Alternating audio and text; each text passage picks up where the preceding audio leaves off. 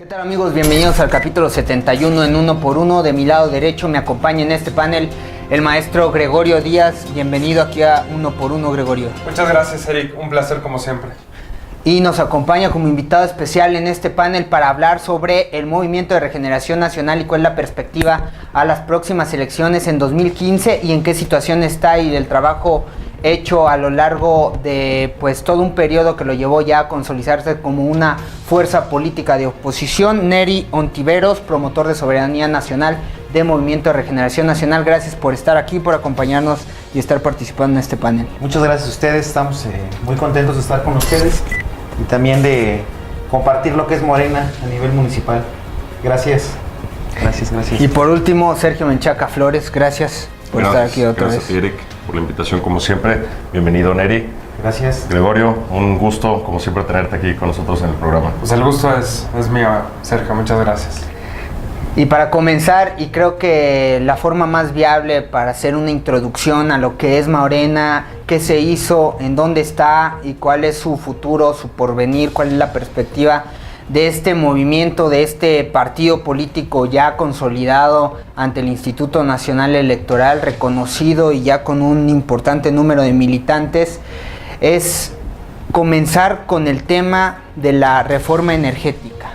Un tema que ha desprendido y donde justamente ahora, hace pocos días, se fue al Tribunal Electoral, al Tribunal de Justicia, a demandar que se hiciera un referéndum, si no me equivoco, para que los mexicanos decidieran si se llevara a cabo o no.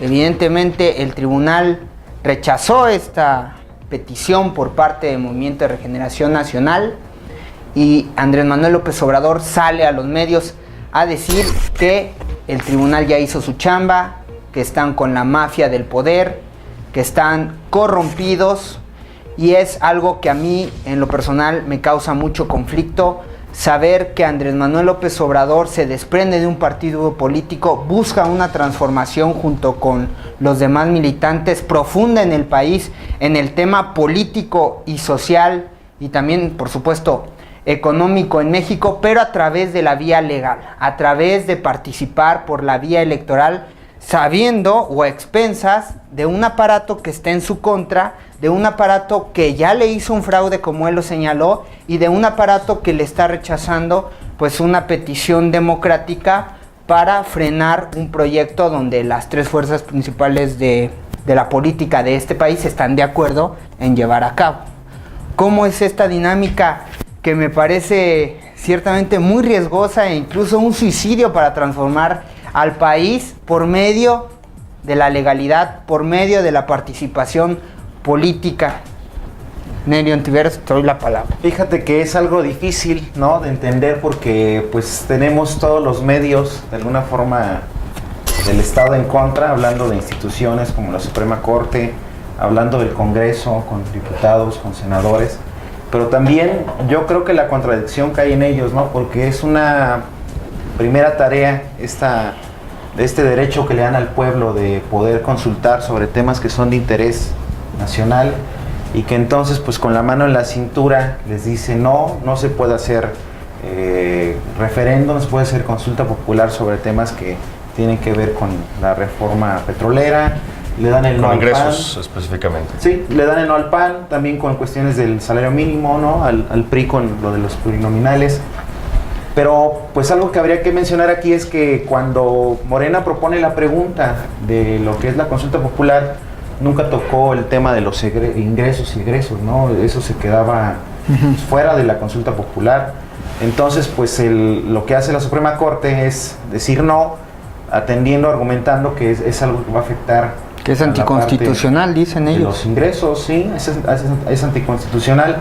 Pero bueno, y me queda claro que pues la Suprema Corte está jugando de un lado muy particular, ¿no?, y que no es del lado de Morena y no es del lado de la participación de la población.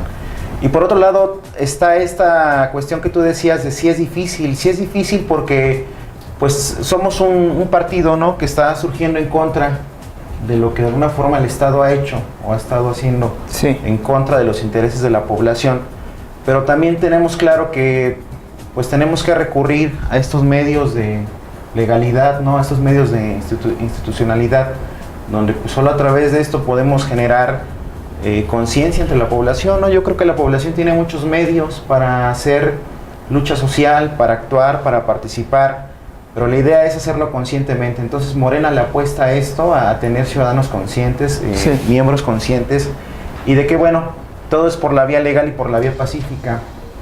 Hace un tiempo tuvimos un taller con Luciano Concheiro, ¿no? Que es parte del Consejo Consultivo de Morena, y nos decía que bueno, hemos trascendido un poquito en esta parte donde no podemos seguir dependiendo de la movilización social, ¿no? Tenemos que ser una movilización societal, ¿no? Una movilización en donde la sociedad participa directamente en los aparatos del Estado, pero haciendo uso de ellos para el favor y para el beneficio de la población, ¿no? Entonces, creo que esta cuestión que a veces se vuelve incoherente y que se vuelve difícil, porque dices tú, bueno, pues ¿cómo le vamos a hacer si tenemos en contra todo este tipo de aparatos gubernamentales? Sí.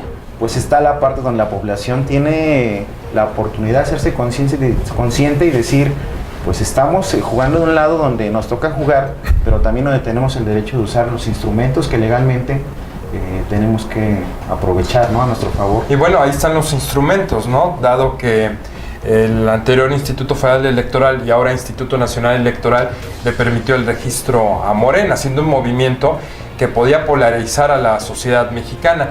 Esto lo tomo, bueno, hago la referencia porque en España hay partidos políticos que han sido legalizados. Tenemos el caso del Batasuna, que fue un partido político que rescataba una plataforma extremista política de ETA y que el juez internacional Baltasar Garzón ilegalizó. Entonces, Morena, dentro de un sistema político mexicano, dentro de la partidocracia, está participando, ¿eh? Sí. Entonces, eso hay que mencionarlo. Sí hay estructuras que pueden parecer que van en contra del partido, pero también se sirven de estos elementos y de estas estructuras institucionales del Estado mexicano. Y qué bueno que lo hagan, porque no queremos que utilicen otros medios que sí son inconstitucionales. Esto es por la vía totalmente lícita, legal de nuestro país. Claro. Neri, ahora tengo yo una pregunta. En cuestión de la consulta popular, dice el Congreso, no podemos discutir nada que sea cuestión de ingresos. El petróleo significa más del 35% del ingreso del país. Ahora, una consulta popular, la gente realmente tiene el conocimiento, la gente ha estudiado el tema, todos aquellos que van a votar, porque van a ir a pedir a la gente el decidir si es o no conveniente la reforma energética y si le echamos para atrás. En dado caso que aprobaran esta consulta popular, la gente tiene el conocimiento y las herramientas necesarias como para poder decidir de mejor manera el futuro de Pemex. Fíjate que durante este tiempo en el que nos dedicamos a recabar firmas, ¿no? Que eran las que pedía el IFE, las necesarias que pedía el IFE, para tener el derecho a exigir consulta popular, se hacía paralelo a una campaña de información, ¿no? De concientización de qué era lo que estaba en juego, ¿no? Porque no nada más es como tú dices, ¿no? O de alguna forma se entiende implícitamente de ir a firmar sin saber por qué se está firmando, sino es ir a firmar, pero también después votar por ir en contra de una reforma que atenta contra intereses nacionales y en donde a la gente se le hacía hincapié, ¿no? En que está en riesgo pues todo lo que de alguna forma nos queda como parte de nuestra nación, ¿no? De nuestra riqueza natural, hablando del petróleo. Pero aparte de eso, como ustedes dicen, es el ingreso que sustenta una gran parte de los gastos públicos de este país, ¿no? Seguridad social, incluso gastos burocráticos, gastos del Estado y demás. Entonces esta campaña se hizo paralela y a través de papeleo, a través de videos, a través de audios, en plazas públicas, en convocatorias que hacía Morena, ¿no? Para invitar a la gente, pues se estaba haciendo esta concientización. Y otro trabajo que se hizo muy también consciente fue el ir casa por casa, ¿no? Nosotros como promotores de la soberanía nacional tenemos la tarea de ir casa por casa en nuestras localidades, en nuestros municipios, y al tocar a una casa pues era preguntarle a la gente si sabía de qué se estaba tratando la reforma energética, y eso te daba pie para, a partir de los argumentos que tenemos nosotros como válidos, pues invitarla a que hiciera conciencia Y eso nos valió mucho porque pues tuvimos una gran respuesta, ¿no? De la gente que nos firmó, al menos en este distrito que conforma Valle, Cortázar y Jaral. Neri, la pregunta es, estás hablando que existen o existieron estos programas de concientización. En el caso que se hubiera permitido la consulta popular, ¿sería suficiente para que el pueblo de México dijera no a la reforma energética? Te lo pregunto porque los medios de comunicación, el mainstream, los de masas, Están a se han favor. encargado de enajenar a la gran parte de la población.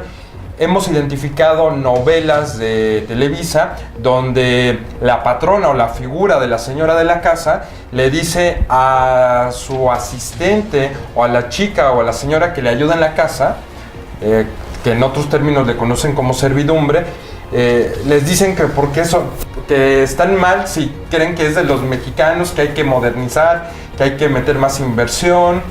Entonces el discurso hacia las masas es otro, Neri. ¿Crees que si hubiera una consulta popular sí se podría revertir la reforma? Fíjate que hace rato que hablaban de lo que teníamos en contra, pues esa es otra parte, ¿no? El aparato televisivo, ¿no? El duopolio televisivo que hay en este país y que juega también pues, por A favor de intereses ciertos propios, intereses. ¿no? Sí. Entonces, en caso de que se hubiera aprobado la consulta popular por parte de lo que era lo que es la Suprema Corte de Justicia, venía una segunda campaña, ¿no? De otra vez salir a casa por casa y de invitar a la gente que votara por el no.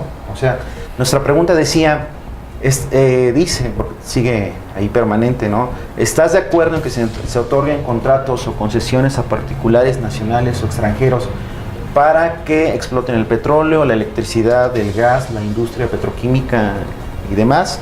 Entonces, ahí la pregunta era votar por el no, ¿no? La respuesta era votar por el no. Entonces, esa era otra tarea donde teníamos que salir a la casa y aparte convencer a la gente, ¿no? De que esta pregunta era sustancial para el futuro del país, ¿no?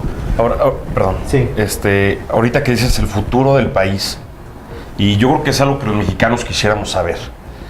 ¿Hacia dónde va el futuro del país con esta reforma energética que ustedes están tratando de echar para abajo?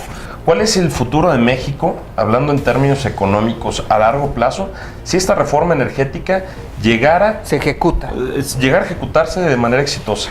porque ya se aprobó. Sí, exactamente. Voy a terminar un poquito con lo que decían. Entonces, ahorita del futuro del país era también poner en argumento eso de lo que era el futuro del país y sobre todo lograr que en caso de que hiciera la consulta, hacer que más de un 40% del padrón electoral en su momento votara por el no, lo cual también se volvía difícil porque sabíamos que iba a ser en un periodo de elecciones intermedias en donde pues el abstencionismo es mucho más alto, ¿no? Que en otros periodos de elección.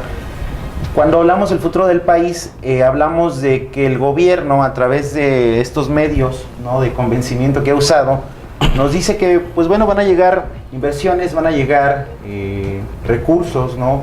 Va a haber más petróleo, va a haber más gas, los precios van a bajar. Pero lo que no dice es, o claramente en lo que corresponde a la renta petrolera, cómo se va a subsanar, ¿no? El ingreso que va a dejar de percibir el Estado por manejar directamente la administración del petróleo, ¿no? En todos sus derivados. Y cómo lo va a hacer para que ese tipo de ausencias, de ingresos, no afecten al presupuesto nacional, ¿no? Entonces, cuando hablo del futuro del país, hablo de cómo en esta tarea que tienen pensada de abrir el petróleo a la inversión privada, pues dicen, bueno, sí va a venir más lana, ¿no? Pero obviamente como empresas privadas ellos también van a querer sus ganancias. Por supuesto. Y eso es una parte importante, ¿no? La renta petrolera es algo con lo que, por ejemplo, a Argentina le fue muy mal cuando hizo esta apertura privatizadora. Y luego quisieron recuperar el petróleo haciendo otra vez la guerra a las Malvinas con que está Kirchner, pero afortunadamente no se dio. Pero otra vez han buscado las Malvinas porque ya identificaron que hay petróleo. Te voy a dar un ejemplo de lo que pasó en Argentina en este sentido de la privatización. Bueno, no sé, en México el seguro social pues es un servicio que no es muy eficiente, ¿no? Hay consultas limitadas, hay medicamentos limitados y demás. Y entonces en Argentina pasó algo similar porque entonces la gente iba a consulta y hacían todo un filtro, ¿no? Primero para hacer la cita, ¿no? Y una vez tenían la cita para ver si en realidad requería la atención médica, ¿no? Porque no había ingresos para pagarle a los médicos, a los dentistas, a